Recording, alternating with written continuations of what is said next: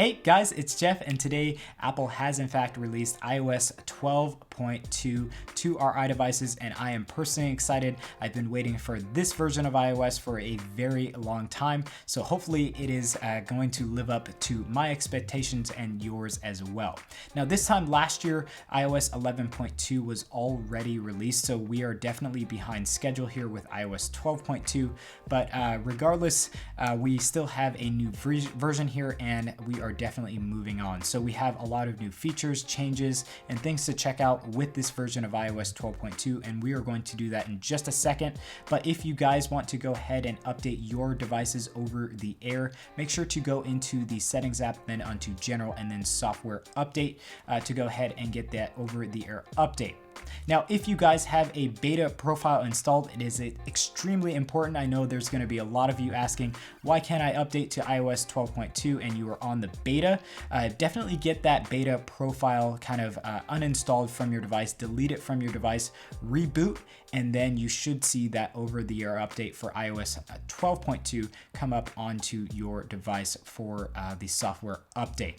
So guys, without further ado, let's go ahead and check out all the new features and changes that we found within iOS 12.2. This video is sponsored by MacPaw, more specifically their program Clean My Mac X. It's a program that I personally use all the time to clean my Mac, protect it, and also speed it up to make sure that it works just as well as it did on day one of purchase. So if you guys want to use what I use, definitely make sure to check out the link down below to go ahead and download it. Try it out for yourself, and if you like it, go ahead and purchase it. It is definitely a useful piece of software that I use almost every day. Again, link in the video description below. Okay, so we have iOS 12.2 installed onto our device here, and we'll just go ahead and take a look at some of the first new features and changes. So first we have to go into the settings app, and we are actually going to check out our new about screen here in iOS 12.2. So go on to general, then the about page, and here you can see that we have a brand new layout in the about page here. If you go and tap on software version, that will give you the build number of whatever version of iOS you're running, and with the model number you'll see a more detailed model number there. So you can just tap on those two items to see more information like you would in iTunes. Now just below the kind of about for your iPhone here, like what model and what version of iOS you're running, you can also see that we have an AppleCare suggestion here.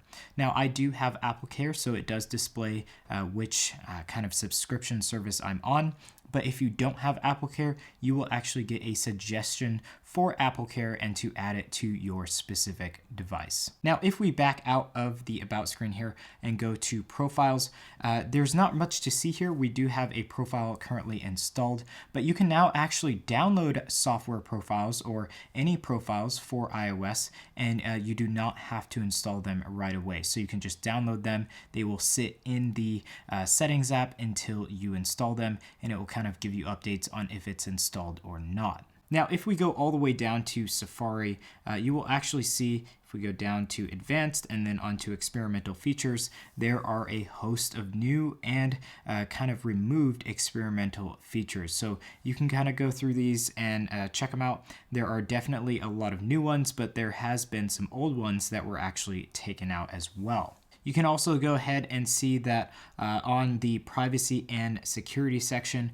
we actually have a new tab here called motion and orientation access. So that's just kind of activating the gyroscope and getting all of the data from that. So it allows Safari to access that. I'm not exactly sure why Safari would need to access that, but that is a new menu option here, and you can go ahead and select it or not select it. Now, if we go into general and then onto accessibility, and then we go into voiceover, you can see that the menu here has been expanded, and there's just a lot more information and options here for you to go ahead and read. So there's definitely a lot more information below the selection for voiceover. You can go ahead and read kind of all of what voiceover will be doing for you.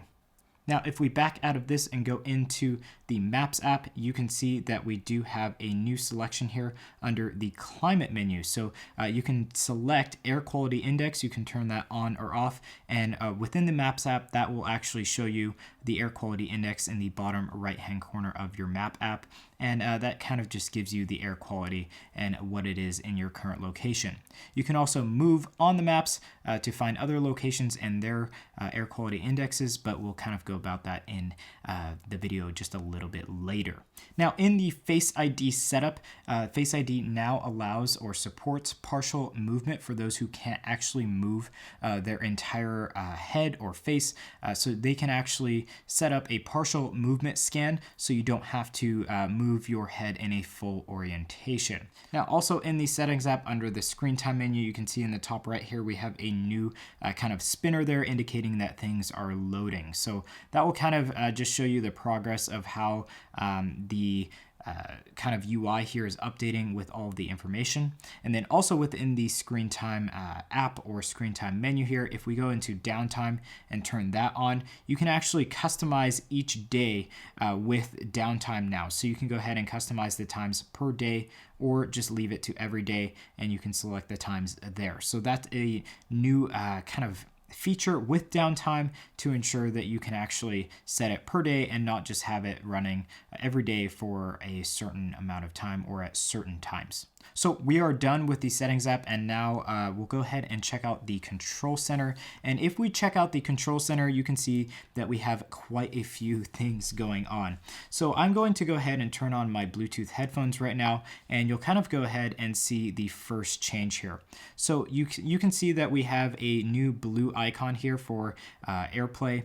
And if we go into the kind of general menu here, you can see that our icon for the music tile there is definitely different if we have Bluetooth enabled. So you can see there's kind of a pulsating logo there, and the logo itself has changed. So that is something completely different here in the control center, and in my opinion, it does look very good. So that's the first change in the control center. But the next major change is the Apple TV remote. You can see down here we have a completely new and changed icon, and you can go ahead and tap that, and that will open the Apple TV remote. And it's kind of just a quick UI here within the control center to control your Apple TV. So that's really cool. Let me know in the comment section down below if you like that new icon. Now we also have a new screen mirroring icon. You can see that this has changed quite drastically.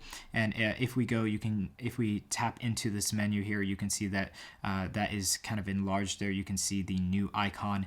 And if you have anything loaded up here, if it finds anything, of course, that will show up. Now, also within the control center menu here, you can see that kind of everything is just a little bit more compact. The text seems to be a little bit more compact when we go into the menus, just kind of crunched down just a tad bit. But if we go into the recording menu here, you can also see that our text is white. This has been grayed out several times. It kind of has to do with the background or the wallpaper that you're using.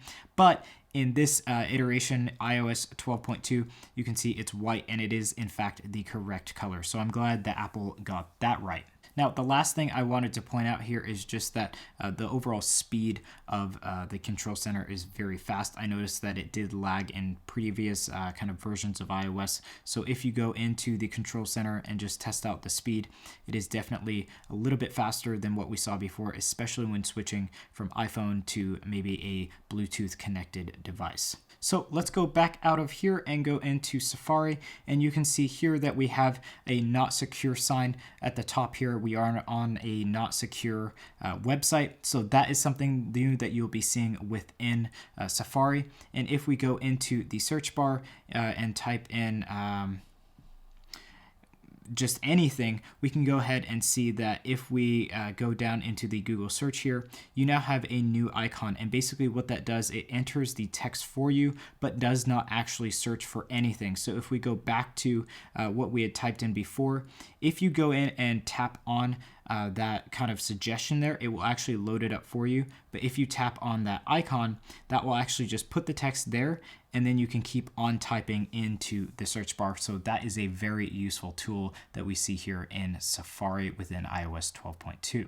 Now, another really cool feature here within Safari is that we are currently autofilling our username and password with Safari. And if we go ahead and enter the passcode or activate Face ID for that, it will actually enter the password for you and then select like enter to move on. So if we go and select all the traffic lights here, you can go ahead and see that we have basically continued on into the login. So it will actually do that for you, and it makes for a lot faster of an experience logging into a specific website. Okay, so the next app that we will be focusing on is the music app. If we go ahead and open that here, go on to search, and then search for anything, you can kind of see that we have a very condensed kind of search menu here. Everything is a lot more compact, and you just see a lot more information on screen versus iOS 12.1.4. Any earlier version of iOS 12, it was kind of blown up and a little bit out of proportion. So it's really cool to see a lot more information displayed here. Also, the algorithm has been kind of modified and tweaked to give a lot more accurate results and also give you just a lot more results. So that's really cool as well. Now, if we go out of that and then go into a now playing song here, you can see if we tap on the AirPlay menu, that menu animation popping up out at us is definitely a lot different. So it's a lot smoother, a lot less in your face, and I personally like that animation here. So that is all with the music app. Let's go ahead and check out another app here. It is an Apple app as well. It is the Apple News app. So you can see now that the app icon has definitely been modified. We have a new app icon for the news app. Let me know in the comment section down below if you like this or not. I personally do not prefer this one versus the old one, but I know a lot of you guys definitely have seen this and do like the new design. Now, if we go into the news app, you can see that we have a kind of new presentation here. At the top, we have the Apple logo and then news. That is definitely something that has changed. And then if you kind of go into the news app, it kind of brings you the top news here that you might be interested in. It kind of pulls it down from the top. So that's really cool. And definitely look for more kind of integration with magazines within the Apple News app as we move along here.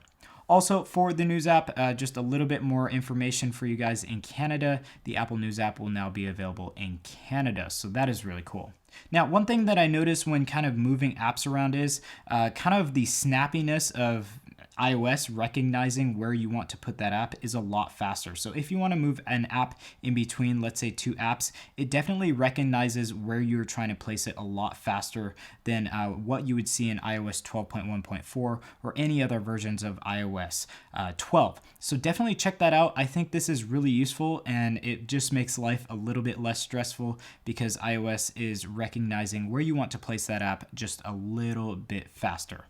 Okay, so I did previously in the settings app show you guys in the kind of maps menu here that we have an option for air quality index, and I turned that on. Now we'll go ahead and see what that does within the maps app. So you can see here in the bottom right hand corner, we have the temperature and as well the air quality index there. So you can go ahead and see what the air quality index is in your location specifically.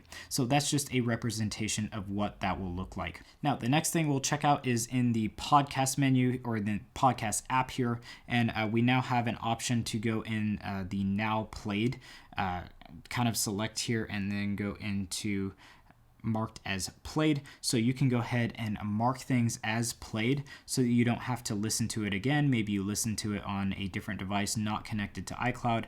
Whatever that may be, you can go ahead and click mark as played, and that will mark it as being played already. So that's a really cool feature within the podcast app now. Now, next up, we are going to go over some new Siri features. So let's go ahead and check out the first one here. If it doesn't understand, it will actually give you a tip down below. So that is definitely a new feature. And also, if we ask for some music, we have a new API built into Siri. So play some music. So now instead of actually, just playing the music and kind of going back to the home screen, it has a new API here showing the music as it's playing, and you can change the volume. You can kind of fast forward it. You can go ahead and just control all the aspects of music that you can do anywhere else directly from the Siri menu. So we have a new music API here built into Siri, which I think is really cool. Also, you can go ahead and ask Siri for air quality index. So let's go ahead and ask. What is the air quality index? The air quality is good, at 48 right now. So here in my location, it gives the air quality index, and then all of the air quality index kind of further information down below the overall air quality index. So that is really cool. Now, also, when we go ahead and activate Siri via the power button here, there is a very small kind of vibration when using the power button to activate Siri. So if you guys notice that, just let me know in the comment section down below. Not everyone was kind of experiencing that, but in my experience, there is just a slight vibration when activating Siri via the power button. Now we have a few more kind of changes within the setup for Siri. So the setup menu is definitely different when you use Hey Siri. So definitely check that out when you go ahead and activate Siri or use the Hey Siri function. It will kind of have a different look and feel to the entire setup process. It'll give you some slightly different prompts and everything like that. So that is everything that we had to do with Siri. Let's go ahead and check out the Apple Wallet app. And if we go into the Apple Wallet app, you can see here that we have a new plus size or plus icon that is now blacked out. So that's really cool. And if we go into kind of the menu of the latest transactions, that is looking a little bit different here. And if we go into the Apple Pay kind of card menu, you can see that is definitely changed here. There is a kind of vastly different look here to the Apple Pay Cash menu, and this will be kind of the same with all of the cards that you will have installed. So a much different menu here. And also, if we go into kind of activating a specific card, the animation for going into specific cards or any tickets that you may have, the animation is just slightly different, a little bit more clean. Now, if you go into setting up a new Apple Pay card, the kind of menu options here are just slightly different. So just go ahead, check that out when you are adding a card, and you will see a little bit of a difference when setting up a new card within the Apple Pay app. Now, if you go into the phone app here and you have kind of dual SIM technology going on with the iPhone XS and XS Max and iPhone XR as well, you'll see that if you have two SIM cards installed, you'll have a text here that says primary, and then if you use the secondary line, it will say secondary, but there's actually a new gray background behind the text there, and also the text has just gotten a little bit bigger. So if you guys have dual SIM installed, if you have two SIMs, you'll notice that that has changed just slightly within the phone app. Now, also, we have to check out some iMessage changes here. If we go into the Emoji, Animoji, and everything like that, you'll see that we have some new Memoji. So go check it out. We have some new Memoji within iOS 12.2. It looks absolutely awesome. We have a giraffe here, shark.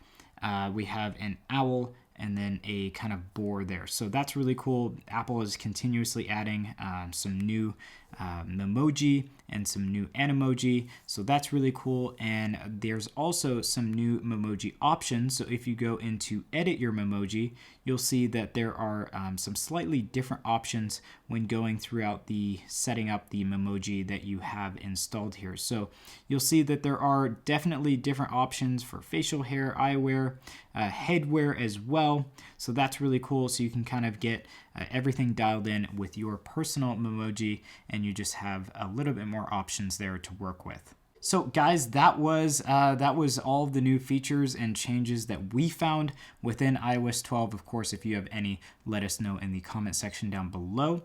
But we did go ahead and check out the performance here of iOS 12.2, and it is definitely different. We have a lot faster performance here, and I am really enjoying the overall performance of iOS 12.2.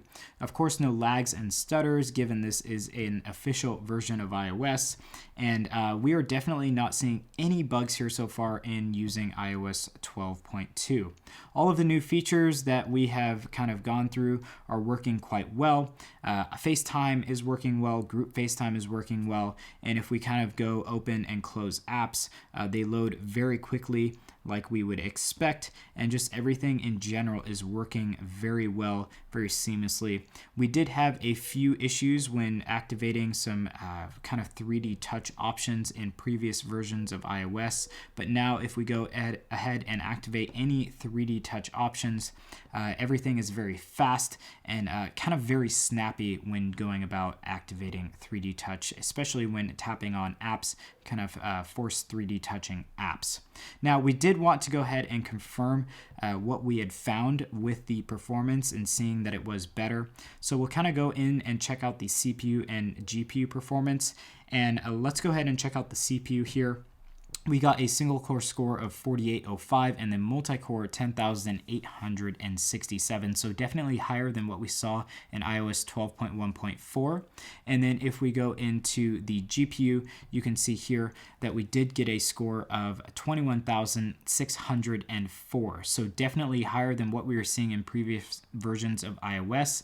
And definitely this is a stable score of 21,000. So all the time when we get scores that are really high, like maybe in the 22, 23 thousands, we see a lot less stability within iOS. Everything is very fast, of course, but then we see less stability when opening, closing apps, kind of working with a lot of features like kind of going through all the apps here side by side and loading everything. So everything is very snappy, very smooth here within iOS 12.2. So you can kind of attribute that to a very stable kind of GPU score there, and Apple kind of getting everything right in regards to getting the most out of their GPU process. So guys, go ahead and check out the speed and performance here. Let me know what speed and performance is for you on your specific device. Make sure to let me know which device you are using iOS 12.2 on. I'd love to know